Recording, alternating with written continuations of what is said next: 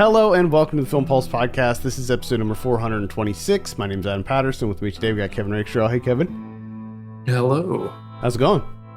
It's going all right. How's it going over there? Pretty good. I got my booster, my COVID booster. Oh, you're on the booster already. You leveled up. I'm on the booster, man. I'm boosting it up. Wow.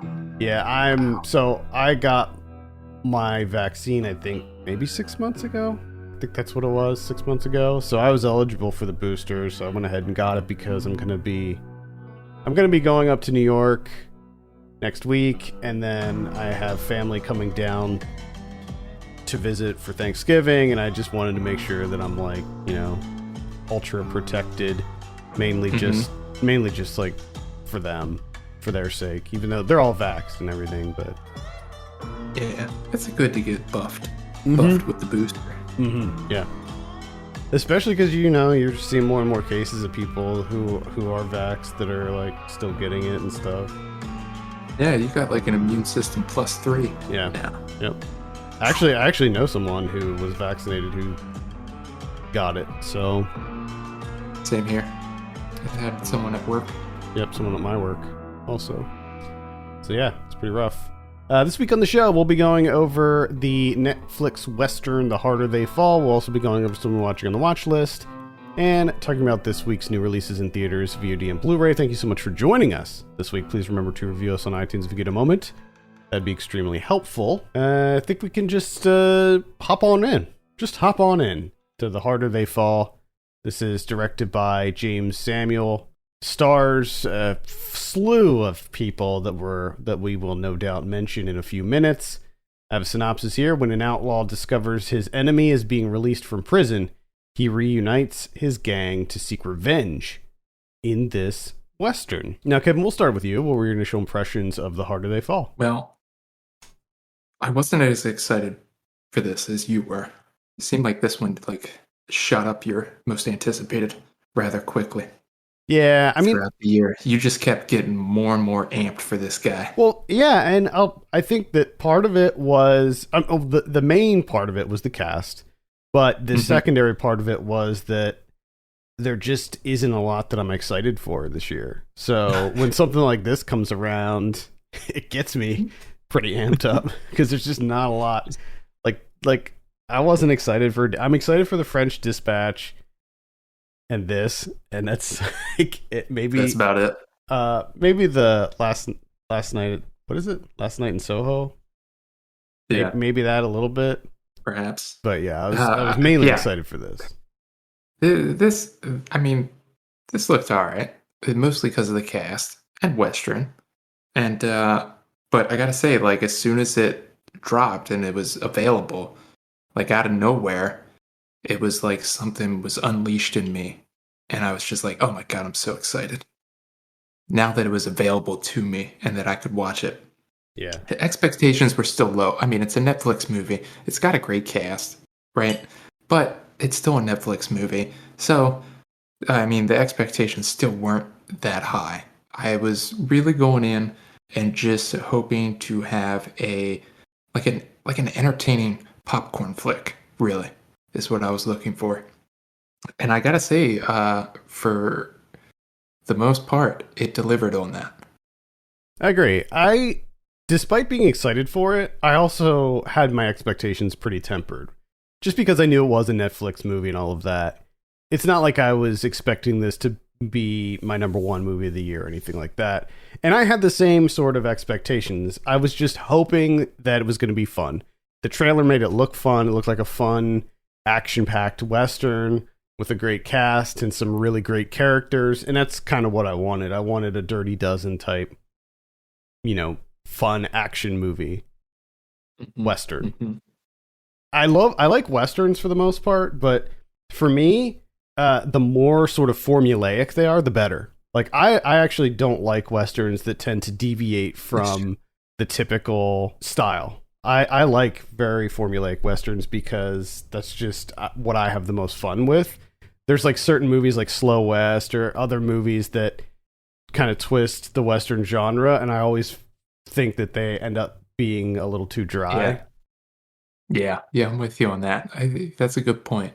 because I'm kind of realizing that I'm like that myself, where it's just like I really just want a group of people, a group of gunslingers going after someone, Mm-hmm. getting some revenge, Yeah. and just having some shootouts, having some great set pieces, some action set pieces, which I think this film does a great job of.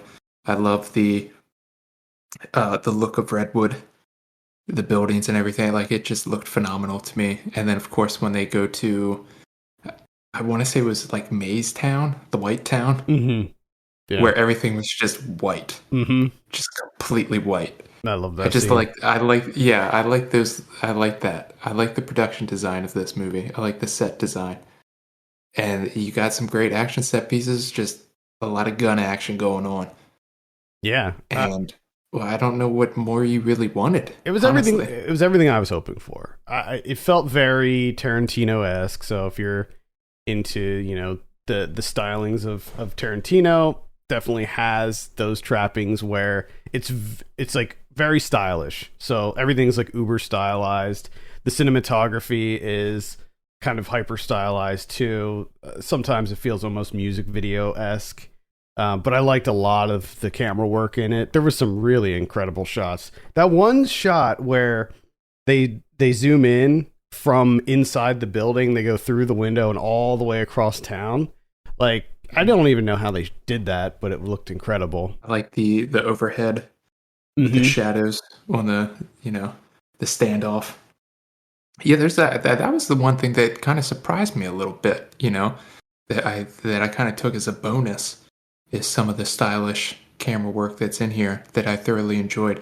I love the it's far more modern because I didn't watch the trailer, so I didn't really have any idea what this was going to be, and I liked the modern feel of it. Yeah, same. In terms of the visuals, but also the dialogue, and it was just fun. And the music it was too. far more. Yeah, it was far more fun than I was expecting it to be. Yeah, I think that the fact that it is a conventional Western, but it definitely has a modern twist to it. I feel like there are certain, like, I think that Django Unchained sort of has that same kind of vibe to it. But yeah, I think that James Samuel did a really good job of striking that balance between like a traditional Western and injecting some more contemporary elements into it. The music, especially, I think he does a really good job with the music. He is a producer. If you're not familiar with with his career, I wasn't super familiar with him. I know that he's a producer, but that's really all I knew before going into this. And it should be noted that this is an adaptation of a short film that he did several years ago, back in 2013, called "They Die by Dawn." And I actually watched the short film. It is on YouTube. And it's kind of interesting to see the short film compared to this, because you have the same characters, but they're all played by different people. But like Michael Kenneth Williams was the Nat Love character. Erykah Badu was the, what's her name? Stagecoach Mary. So Erykah Badu played that character. So you even have a solid cast in the short, yeah. Yeah, Rosario Dawson was in it. Giancarlo Esposito was in it. Jesse Williams, Bokeem Woodbine. Bokeem played Bill Pickett. Jesus. Yeah. That's if you had that cast with this movie, I would still excited. I would still go see it. And then interestingly, Felicia Pearson, who the name's not like super familiar, but you would probably, if you saw The Wire, you would recognize her. She plays the bartender who was the equivalent of the what's her name in this, Cuffy. I believe that's like the equivalent, and I thought that was kind of interesting casting there. In this one, you have Jonathan Majors as Nat Love, Zazie Beetz as Mary.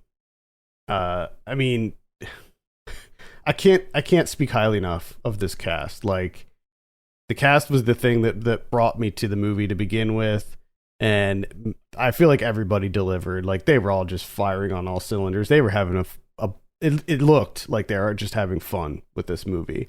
Of course, you have Regina King in here as Trudy Smith, who is outstanding, just like everything else she's in. Lakeith Stanfield is Cherokee Bill. Loved me some Cherokee Bill. Idris Elba, of course. What a cast. Oh yeah. Loved it. Oh yeah. Loved it. And it was also one of those situations where I was having a hard time rooting for anybody because like I knew that like Idris Elba's crew they were like the bad guys, but at the same time they were so cool that I had a hard time like rooting against, like wanting them to lose.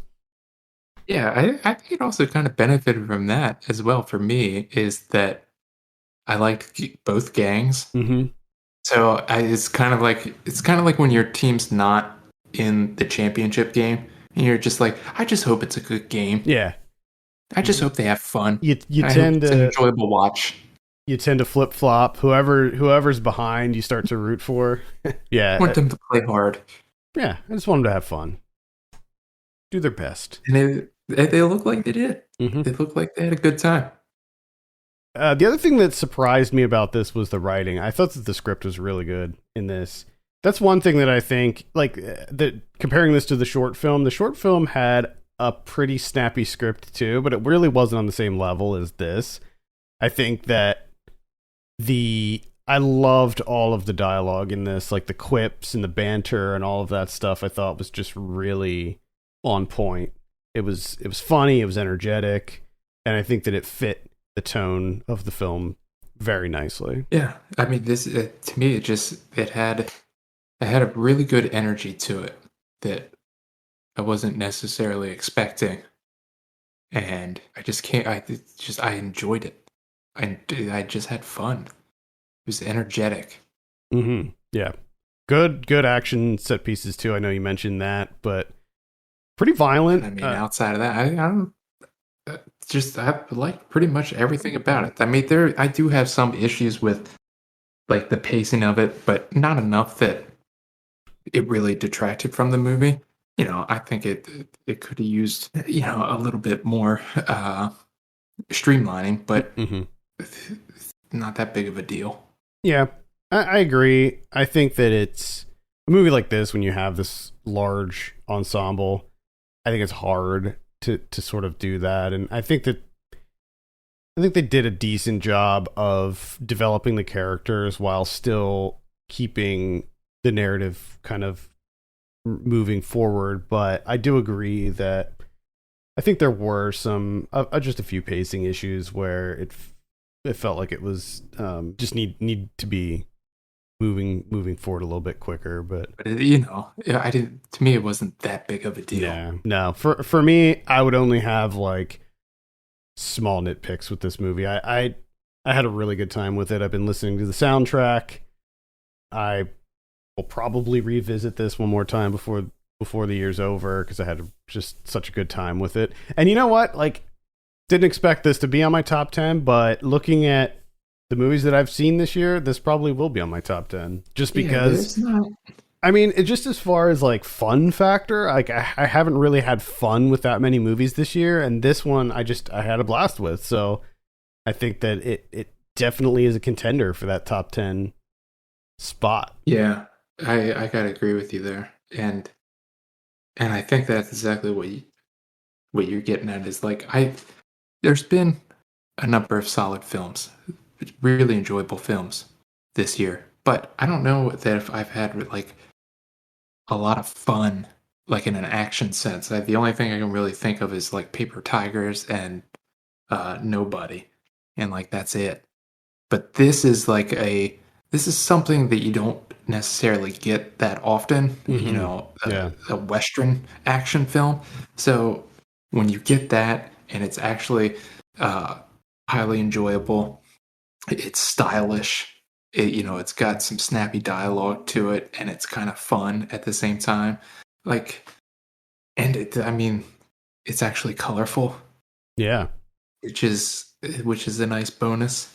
And not everything was brown and yellow, and yeah. Yes.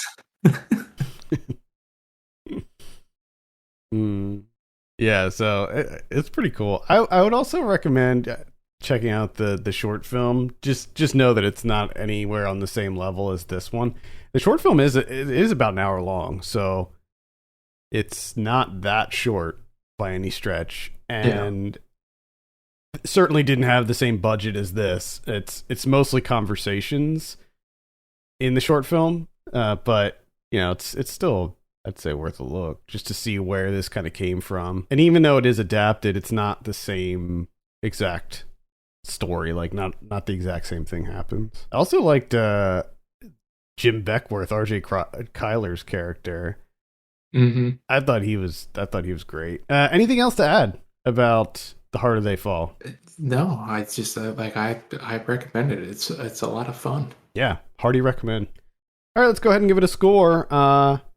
I'm sitting at like an 8 on this one, just because I have almost nothing negative to say about it. I think that aside from a few pacing issues here and there, I just had a really great time with it. So I'm sitting like an 8, maybe even 8.5. I don't even know. I think I'm at like a 7.5, 8. I'm gonna bump it up to an 8. We'll see. 8's all around. Nice. All right, that's The Harder They Fall. That is available on Netflix right now, so definitely recommend checking that out. Let's talk about some of what I'm watching. Now, we were off last week, so I have like pretty much all of the movies that I saw are horror movies for Halloween, but that's pretty much the norm for me anyway. So I saw Antlers. Ooh. This is playing in theaters right now. Now, I didn't go to the theater to see this, full disclosure. Did get a screener for it. So this is directed by Scott Cooper. I thought it was okay. So this is it's sort of a full car, but not really. More of a creature feature than anything. It stars Kerry Russell and Jesse Plemons, and their brother and sister. Kerry Russell plays a teacher, and she discovers that one of her students appears to be a victim of abuse. So she starts investigating it and discovers that something very horrific happened to this boy's father and younger brother. And what you have here is perhaps a Wendigo situation. Jesse Plemons plays the town sheriff, and it's okay. I would say that the effects work is quite good. Like the creature design and stuff looks awesome. It's a great mix of practical and CG, and I really enjoyed the creature design on it. The atmosphere is somewhat creepy, and it deals with some very kind of disturbing subject matter. But overall, I didn't find it to be very memorable. So maybe a super light recommend. Don't recommend seeing it in the theater. I would say, wait for it to be on VOD or Netflix or one of those. But yeah, it's pretty mediocre, pretty middle of the road for me. Antlers. Anytime I hear that, I'm reminded, on my way to work, there's a house that has their mailbox, the post that it's on, is completely covered in antlers. Oh, nice. Like 30 antlers. Oh, cool. Cool. It's a ridiculous amount of antlers. Cool. Yeah, and they decided to put it on the mailbox. Antlers definitely play a role in this movie. I mean, it's almost worth it just to see the creature. But yeah. Yeah. Okay. All right. I watched Friday the 13th from 1980. Oh, the OG. This is the OG. I've never seen this. What? Yeah. Wow. Nice. I don't know. And I'm like, I know that I've seen a movie with Jason in it, but I don't know which one it was. I have no idea because there's so many. Well, it wasn't this one. It was not this one because I thought for sure it was this one. And no, I didn't remember any of this stuff. And the fact that Jason's not in it, which I didn't know. Which was, I gotta say, like, slightly disappointing. Because you were expecting Jason?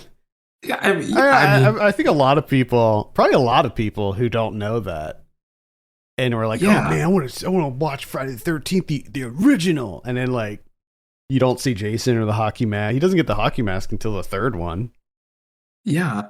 Which, it was disappointing, but at the same time, I'm also kind of like, well, that's something. I mean, I am in 2021. Watching Friday the 13th. I've been able to make it from I know, that's 1983 incredible. the whole way to 2021 without watching a Friday the 13th movie, except that one that I saw, and I have no idea what it is. And that this movie was like not like ruined. It wasn't spoiled for me in any way. Like I've never once come across someone like Friday the 13th original from 1980 actually doesn't have Jason in it. So like I was just kind of like gobsmacked yeah, that's afterwards. Like, incredible. wow, unbelievable. And with that being said, the actual movie itself, even getting rid of the whole being disappointed that there's no Jason with the hockey mask. This is it's kind of just meh. After seeing a bunch of other slasher movies from before and after, and then getting this one, being far out from it, it's just like, okay, like you're just introduced to people and you know that they're going to get killed at some point, and like, yeah, it's okay. Like it wasn't anything special, I didn't think. And some of the characters were pretty irritating, and I was hoping that they would get killed early on, and they did, so that made me happy. But I did love the town. When the woman, the cook, is kind of hiking into town. I want to visit that town. That was my main takeaway. It might be a bit of a controversial statement, but I actually like Sleepaway Camp 1 more than I like Friday the 13th. I like Friday the 13th, but I think Sleepaway Camp is better. I'm trying to think of I saw Sleepaway You didn't see Sleepaway Camp. I didn't? No, you didn't. What's the camp one that I did see? You saw The Burning, the one with Jason Alexander. Yes. I like that one more. That one's great, yeah. The Burning's great, too. I think I like most slashers from that time period more than Friday the 13th. The thing about Friday the 13th is it came out in 1980, so it was like, right, I mean, you could hardly even say that Friday the 13th was kind of hopping on the slasher boom. It was really one of the catalysts for it. Like a lot of the stuff that came out later on was influenced by Friday the 13th as much as it was Halloween. So, yeah. So when you have situations like that, subsequent movies, they always want to up the ante. They want to make everything bigger and crazier than the previous one. So I think that's why when you see Friday the 13th now, you're just like, it's fine. But yeah, and you have some of that Halloween, the POV. Everyone, or what I should say, what Black Christmas was probably before that. Yeah. So everything, you're just adding, layering, which it's a good idea. I like the idea of Friday the 13th where you take that and you're like, let's do it at a summer camp, because that's genius. Yeah, and then you have that those Savini gore effects too. So like with the original Halloween, yeah, there was a decent body count, but nothing was like over the top. With Friday the 13th, you had like the Kevin Bacon death and stuff, and like the kills were more elaborate. Yeah, you had an exploding head, which I think is the highlight here. Any movie with an exploding head is an automatic recommend on my part. Of course, yeah, naturally. And love it, fucking love it. Cool. Just give me an exploding head, practical effects, love it. Yeah, me too. Miss practical effects. All right, that's Friday the 13th, 1980. Let's see. I saw Paranormal Activity Next of Kin. This is the new one that somehow came out, and I don't think anybody knew about it. Like, I don't think it was just me. I'm pretty sure that nobody knew that this movie existed before the week that it came out. And it blew my mind when you texted me that, and then the follow-up that it was Amish, Mm-hmm. Yep. which also, because that I had a lot of questions, which I hope you answer right now.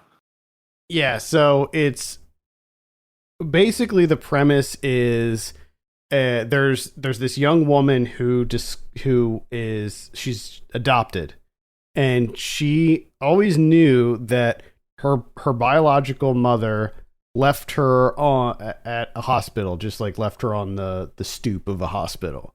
And she did 23andMe and discovered that she has a brother. And it turns out that this brother is Amish, but he left the community. And so she ends up meeting up with the brother, and then the brother is like, "Hey, do you want to, come meet the family, and maybe you can get some answers as to why you were left, all of this stuff." And then she decides to make a documentary about it. And that's the setup. So then she goes into this Amish town, or so she thinks, and yeah, goes from there. Some weird stuff starts to happen. Some paranormal activities begin occurring, but it's not very good. It's not very good at all, unfortunately. Hmm. Yeah. You're telling me this movie's not good? Nope, I am not. I'm not telling. I am telling you that it is not good. I don't know. Seems hard to believe. Yeah. So it's shot. It's a found footage movie. So it's shot in a found footage style. So you have a lot of the same exact formulaic things that you get in every found footage movie. A little bit more slick than most found footage movies because it's supposed to be like a real documentary. It's not shot like a mockumentary or anything, just to be clear, but like the quality is just better than what you see in most found footage movies, but that really isn't doing it too many favors. I mean, at the end of the day, it's just this really forgettable thing that really is Paranormal Activity in name only. Like, there's no connection to the rest of the series. Gotcha. So, yep. I would pass on Paranormal Activity Next of Kin. It is on Paramount Plus if you're interested. Paramount Plus. That's a freaking garbage service. I'm sorry. I can imagine. I don't know how they make it. Some of these. Nope. Another horror movie that I watched on Netflix is on Letterboxd. It's called The Scary House. All right, but the poster says The Strange House, and on Netflix it's called This Strange House. So I'm not quite sure why Letterboxd has it listed as The Scary House. That seems incorrect.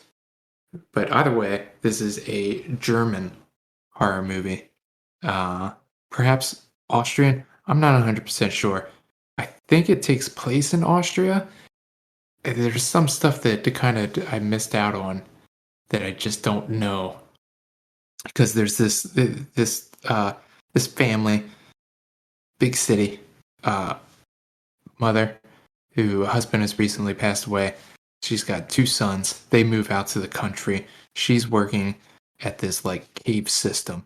So they move out to the country for like 2 years, right? And of course the oldest son is a teenager and he is miserable. He does not want to be out in Podunk, I guess Austria, because they talk about like being like on the border, because he's kind of made fun of being there. Like they make fun of him for being German.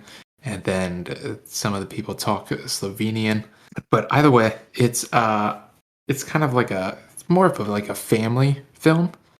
Kind of a little bit comedy, not overly scary with horror elements or anything like that. It's just the house that they move into, of course, is haunted.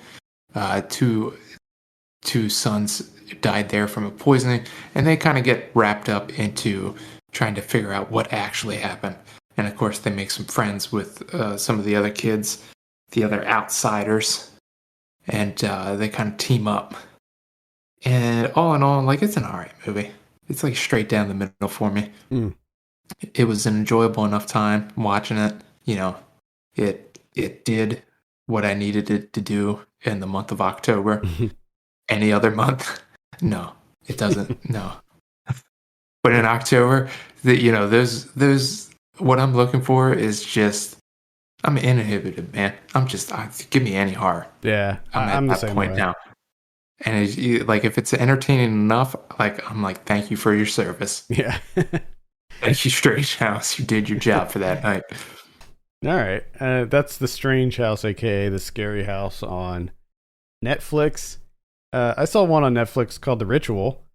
This is one that came out in 2017, and I meant to watch it like back when it came out, but for whatever reason, couldn't squeeze it in. And then as things do, it just sort of eluded me. But this year I went back and watched it. It's directed by David Bruckner. And it involves a group of friends who they all went to college together, and they get together after the untimely death of one of them in a robbery gone wrong. They all decide to get together and do this camping trip, this hiking trip, in order to like honor him. And they end up taking a shortcut through the woods after one of them gets injured, and horrible things befall them. Supernatural things, pagan rituals, horrible visions, nightmare creatures, everything. And it's pretty good. I actually really enjoyed this. This is another one. Sorry, go ahead. I was just gonna say it's based on an adaptation, I guess, of a Adam Neville novel, and he's the same guy that wrote the novel that was turned into No One Gets Out Alive, which is also a Netflix horror movie that I talked about a couple weeks back. Okay. Yeah. Interesting. Did not know that. Yeah, I really enjoyed this. Good creature design on this as well. This also has a Wendigo type creature in it, which is interesting. It's actually pretty similar to the one that you see in Antlers. But yeah, I really like The Ritual. It's very creepy. It is very creepy. So give it a look. It is on Netflix. With that in mind, for you, definitely check out No One Gets Out Alive. I think you'll like it. I will. Because the creature design in that movie is pretty damn good too. Definitely will. I think that's it for me. I feel like I watched something else, but I don't know what it was. I was like having a hard time logging everything. Let's see. I saw Butcher Baker Nightmare Maker. Oh boy. Yeah, this is an 80s slasher that's on Shudder right now. I had a really good time with this. This was, yeah. I don't know. I'm always looking for 80s slashers that I haven't seen, and this was one of them. Never saw this before. Never heard, and I don't even think I heard of it actually. And yeah, had a really great time with it. Don't have much to say about it, but I would definitely check it out. Especially if you have Shudder. It's good shit. I don't understand how this guy went from making all these beach movies in the 60s. He made Beach Party, Beach Blanket Bingo, Bikini Beach, Muscle Beach Party, How to Stuff a Wild Bikini. What else? I think that's it for the bikini/beach movies. And then gets to the 80s, Butcher Baker, Nightmare Maker. Yeah. Why not? Basically, this is about a domineering mother who basically her son is coming of age, and he's starting to get interested in girls, and he starts dating this girl, and the mom like just freaking loses it. Oh no. She'll stop at nothing to keep her son. Or is it her son? I don't know. Gotta watch it. Might be some twists going on there. Does she kill Bill Paxton? There's revelations abound. Yeah, Bill Paxton gets it. He's a victim. Yeah. Has anyone killed her on the beach during I don't think bikini so. Bingo blanket time? No, I don't think so. Not that I can recall. The only other one that I'll mention is Black Box. This is directed by Emmanuel Osai Okafor Jr. Sorry for the pronunciation. This stars Mamodu Athie as this guy who was in a car accident that killed his wife and left him with a traumatic brain injury that essentially like he doesn't have, like he just forgets everything. Like his memory's just garbage. Like he's having a really hard time piecing together his past. He like forgets things about his wife. He forgets his wedding, stuff like that. And he has a young daughter. And there's like a couple times where he forgets to pick her up from school. And he's just kind of like getting at the end of his rope with it, because he's a photographer and it's affecting his work too. As it turns out, when he like turns in the latest set of photos, like they're just not on the same quality level that they were before the accident. And he decides to accept an offer to do this like experimental procedure to sort of repair his brain. And there's this like really famous neuroscientist played by Felicia Rashad who does this like experiment on him, and there's a lot of crazy revelations that happen in this. Good twists here. I overall thought it was pretty middle of the road at the end of the day. I don't even know if I'd call this a horror movie, but it does go to some interesting places. Like, I didn't really see where it was going, and when like the twists start to occur, I think that it is kind of an interesting concept. So this is more like a sci-fi thriller, but it kind of messes around with ideas of like memory and consciousness and stuff like that. And so maybe a very light recommend. I think I saw this on Amazon Prime. Pretty sure it was on Amazon Prime. I've never heard of this. I didn't either. Like, I was just paging through like Prime and Hulu and stuff, just looking for something to watch. And I saw this listed, and I just gave it a look. And you just fucking went for it. Yeah, I just went for it, and it turned out okay.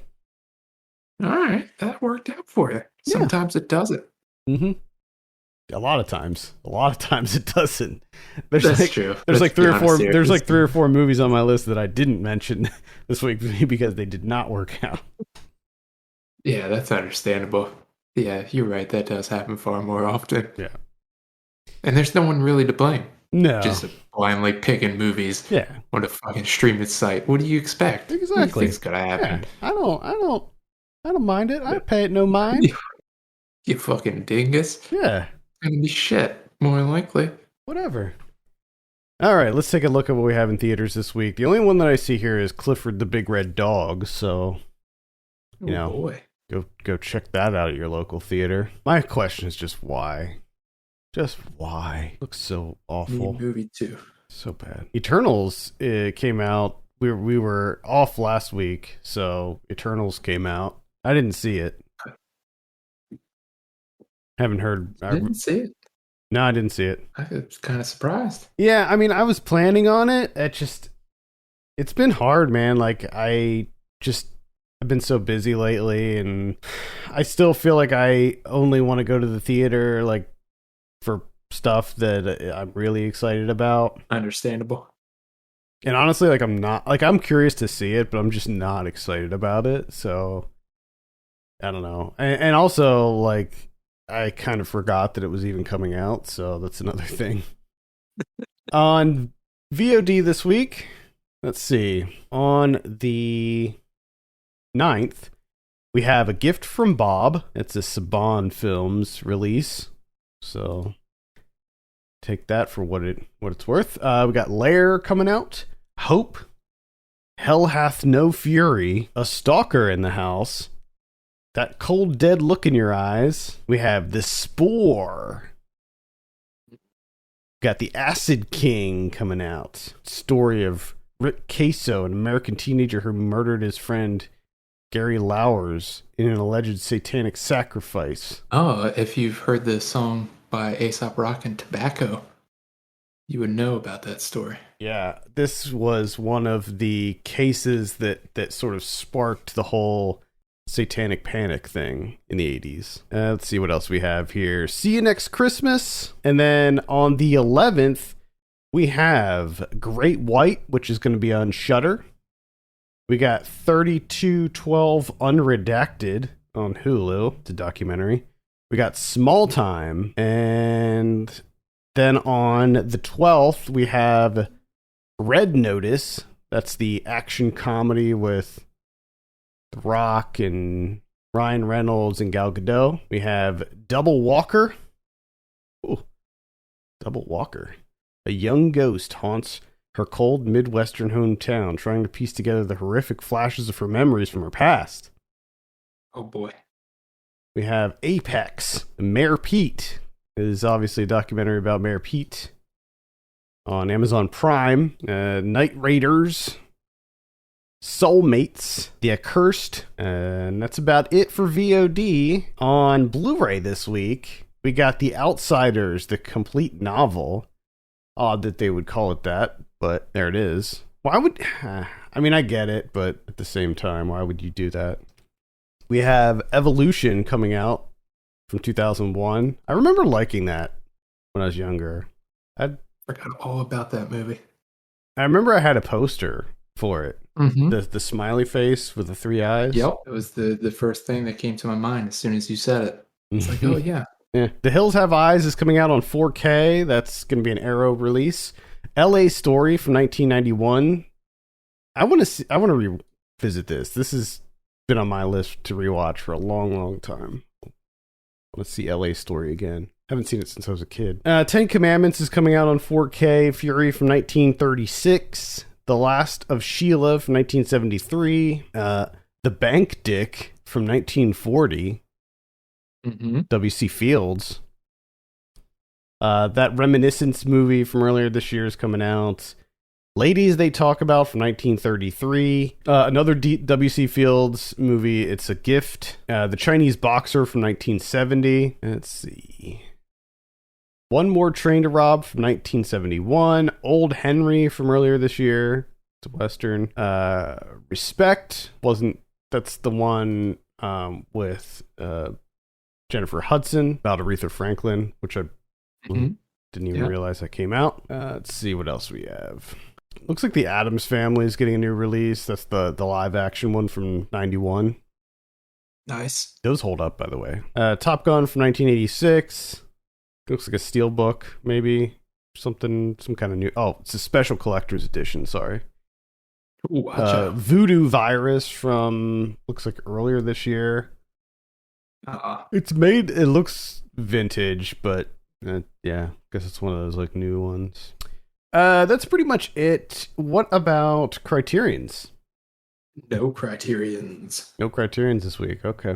All right. Well, 0. Plenty of stuff coming out on VOD, so should keep you occupied, I would think. I believe that's going to do it for this week. Thank you so much for joining us. Please remember to send us your questions and topics to podcast@filmpulse.net. You can follow us on Twitter @filmpulse.net and @filmpulsekevin. And if you have a moment, consider reviewing us on iTunes. That would be extremely helpful. For Kevin Rakestraw, my name is Adam Patterson. We'll see you next week.